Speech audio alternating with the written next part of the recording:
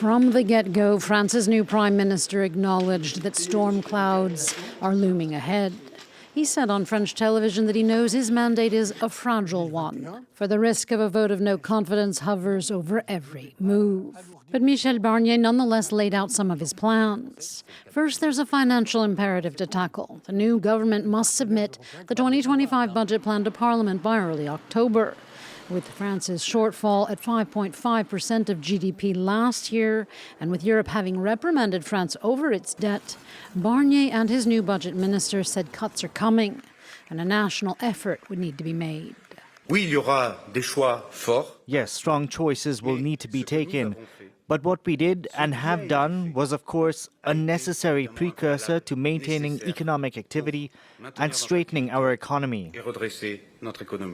Beyond the budget, which will likely be passed by decree, as Barnier does not otherwise have the votes, the Prime Minister said he wants to improve but not scrap Macron's pension reforms. He also said changes are coming in regard to immigration.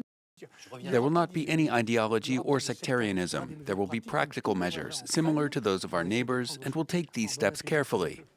Barnier's party only received 5% of the votes in the last election. Amidst outrage over his government and the further to the right choices made in regard to many of his ministers, he tried to reassure voters. He said same-sex marriage and abortion rights would stand.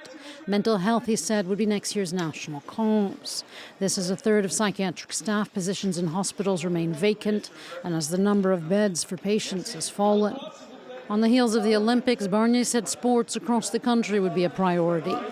That is, if he manages to keep a vote of no confidence at bay.